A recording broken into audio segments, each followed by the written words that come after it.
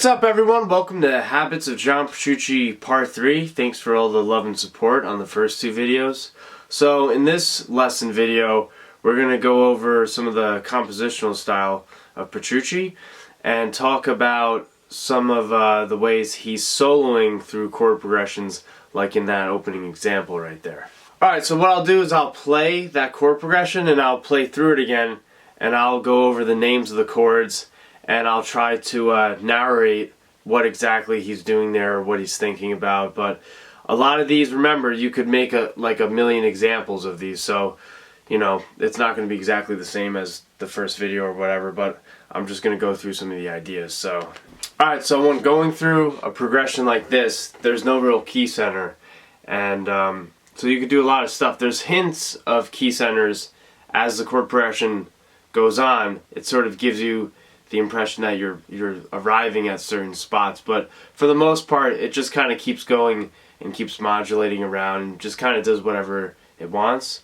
And then basically for soloing, you're just outlining some of the chords with that. So let me go through the example. Alright, here we go. E flat minor, A flat minor,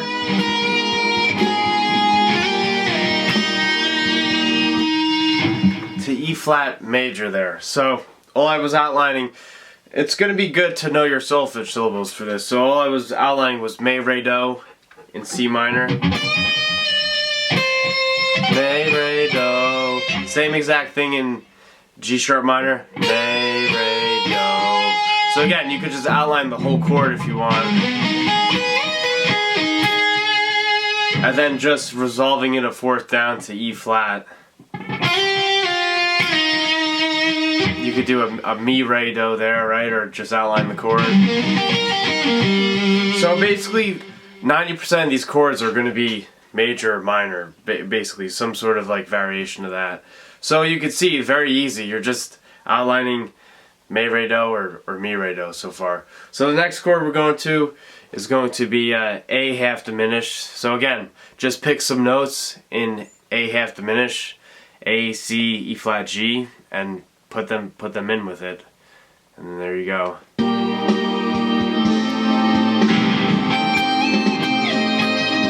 D,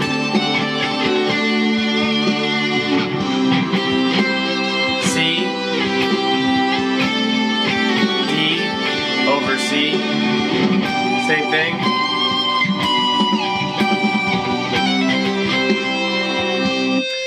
So it was A flat half diminished to D to a C chord.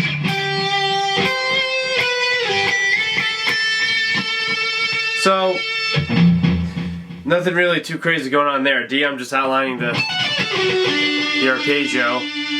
Then for the C chord, I'm outlining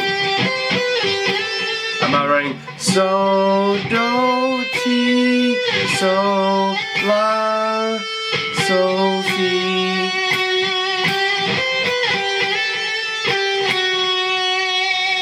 Nothing too crazy going on there, just basically outlining the fifth,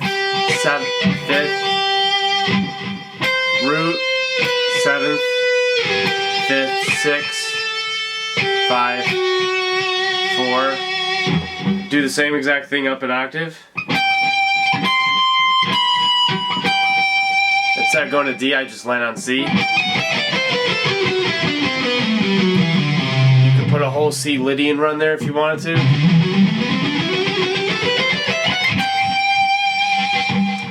Let's keep going with this. It's the next chord it's going to hit. So same thing. D again. Now just a B chord. So a B chord, B7 chord, B7 chord with sharp 5. It's all based off of B. Going to where it wants to go, a fourth higher to E minor.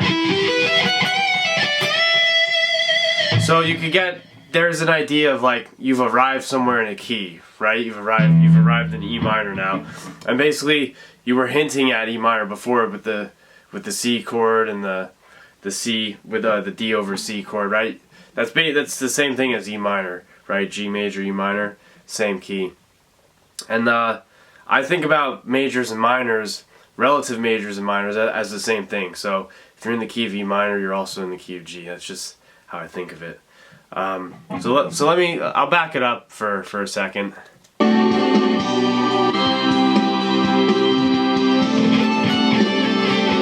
Here's the C chord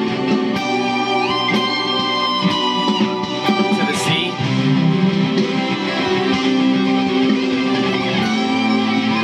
Same thing. D. Now the B chord, sharp 5. E minor. Alright, so now we touch on E minor for a second, and then we're just like, alright, we're not staying here. And so we go from E minor right to A flat minor, which came up earlier in the beginning. So let's take it. So E minor, A flat minor, C minor, E flat minor,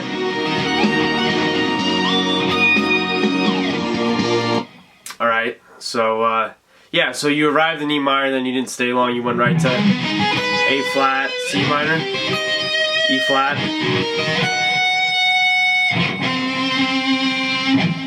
and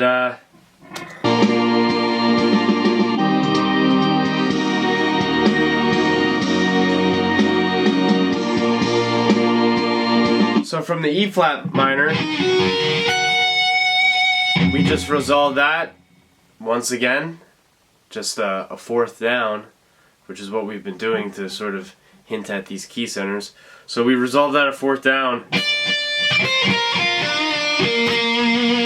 to B flat major. And so now we're sort of going to chill here in B flat major and just outline the 1 and the 2 chord, right? B flat major and C minor. So we sort of just chill out here for a little bit. Here's B flat major, C minor. Still basically B flat, E flat, E flat minor. Alright, so we did exactly what we said. We're just going to hang out in B flat major.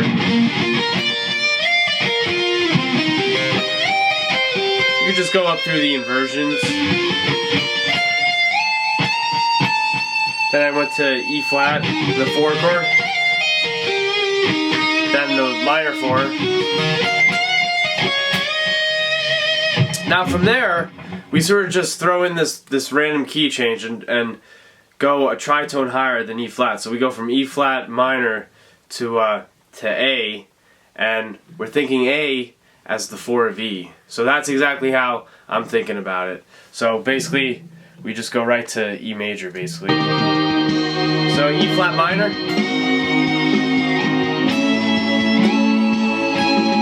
So there's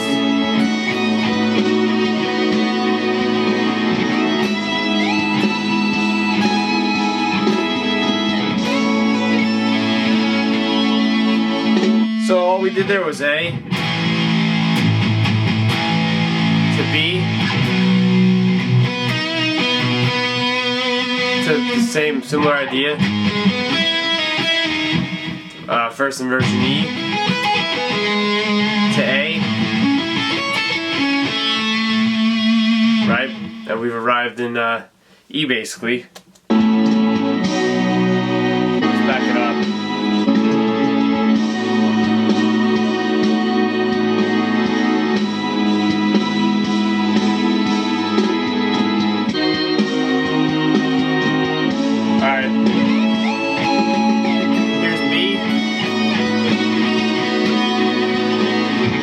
G sharp, landing on A, B, now I'm going to do C sus2,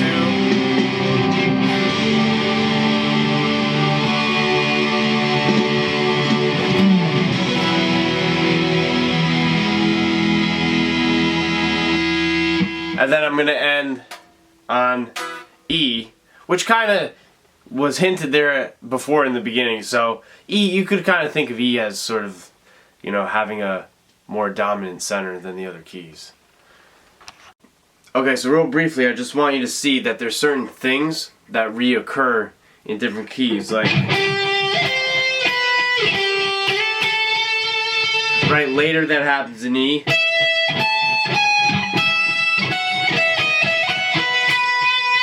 So just keep that in mind when you're writing your own solo or piece, right, where you're sort of modulating to other keys. You can sort of relate the unrelated keys by having melodic stuff be very similar, or even in this case like exactly the same.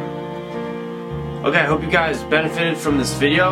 I know we basically went over a really big chord progression, but hopefully you guys can see some different ideas you can use when writing your own chord progressions and soloing over them and stuff like that. So please make sure to like the video and click the subscribe button. Alright, thanks guys.